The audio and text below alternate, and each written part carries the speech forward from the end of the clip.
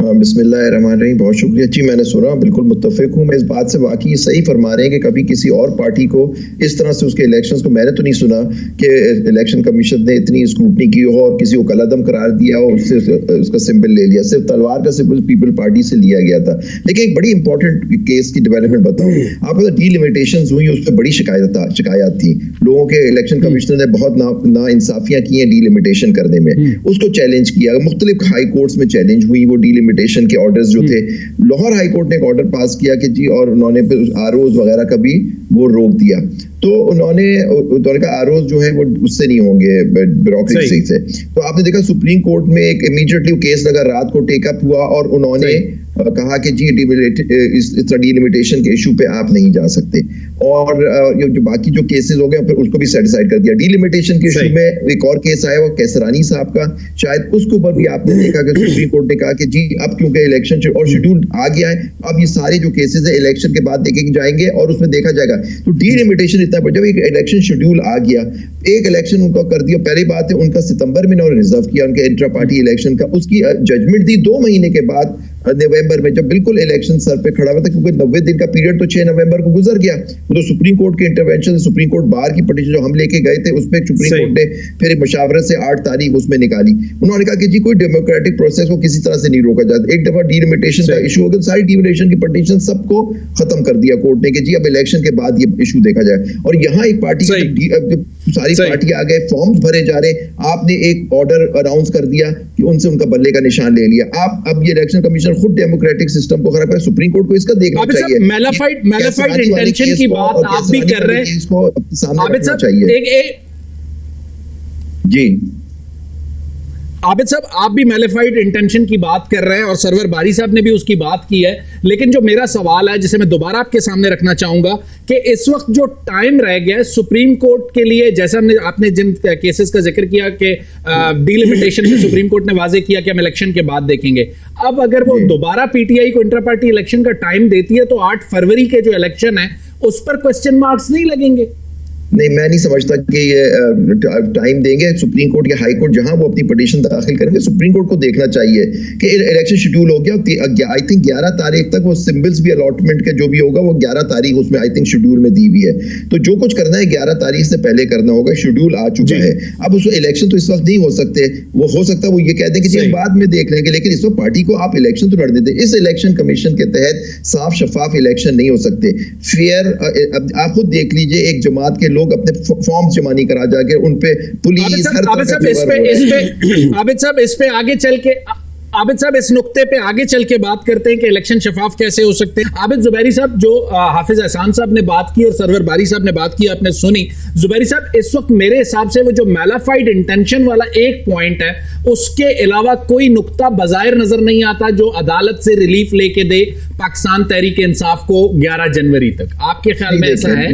मैलाफाइडिंग जो बहुत important ground होता है, मैलाफाइड आपका ऑर्डर मैलाफाइड होगा, नॉन स्पीकिंग होगा तो बिल्कुल मिलेगा। लेकिन बड़ी इंपॉर्टेंट बात है, इलेक्शन एक्ट के अंदर दिया हुआ है कि एक आइन होगा पार्टी का, उस आइन के तहत वो इलेक्शंस होंगे।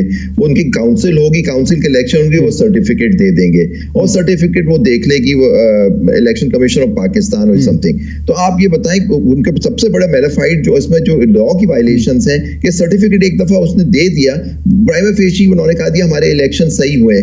आपके पास क्या चीजें मौजूद थी जिसकी वजह से आपने उसको डिक्लेयर कर दिया? क्या एविडेंस ली गई, हेयरिंग हुई, क्या हुआ? ये सारी चीजें कोर्ट के सामने आएंगी। क्या स्पीकिंग ऑर्डर है आपका कानून के हिसाब से? तो सिर्फ मैलाफाइड नहीं होगा। मैलाफाइड, देखिए, malafide order is no order, it is an order without jurisdiction. They have gone beyond that अपनी पावर्स के उसके।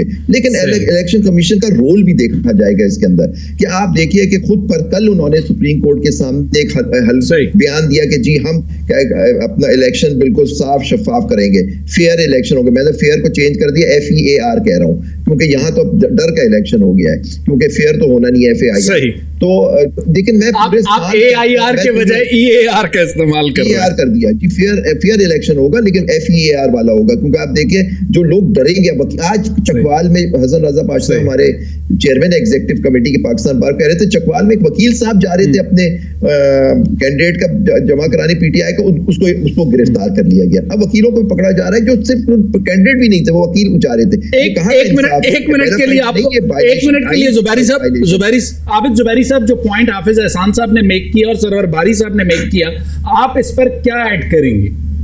देखिए, बड़े अदब के साथ मैं बहुत इख्तिलाफ करूंगा हाफिज एहसान साहब से। पहली बात है, सेक्शन 9 जो है इलेक्शन एक्ट का, वो जनरल इलेक्शंस की बात करता है, वो इंट्रा पार्टी इलेक्शंस की बात नहीं करता। Election inter party election section 200 से शुरू होकर 217 तक जाते हैं।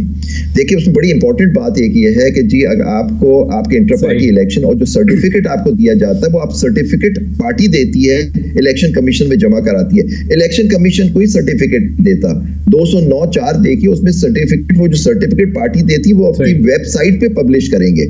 ये है लॉ, उनको कोई सर्टिफिकेट नहीं देना इलेक्शन कमीशन ऑफ पाकिस्तान को। फिर आ जाइए 215 में जो 214 से शुरू होता है इलेक्शन सिंबल देना, उसके अंदर लिखा है कि हर पार्टी को उसका इलेक्शन सिंबल मिलेगा, और लिखा है कि अगर जी उन्होंने इन लॉस की 209, 206, 208, 7, 8, 9 की वायलेशन की है तो उनको 215(3) में शो कॉज नोटिस दिया जाएगा।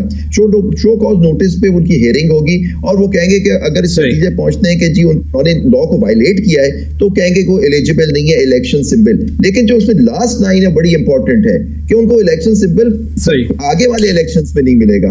आप देखिए, तो ये भी एक इशू उठेगा कि क्या इस इलेक्शन में इलेक्शन सिंबल बल्ला वापस ले सकते थे या नहीं ले सकते थे।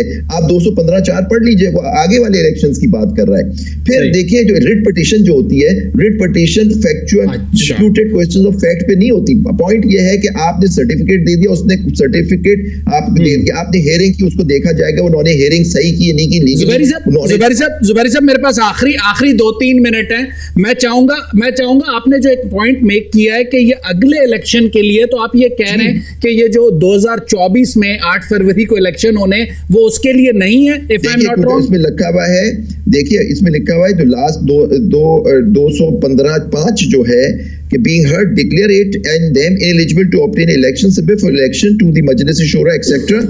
and the commission shall not allocate election symbol to such political party or combination in subsequent election। तो अब subsequent को देखिए, वो कहेंगे या तो कहें कि जी subsequent ये 8 फरवरी वाला subsequent है तो इसमें हो सकता है, या कोई ठीक हो गया आपका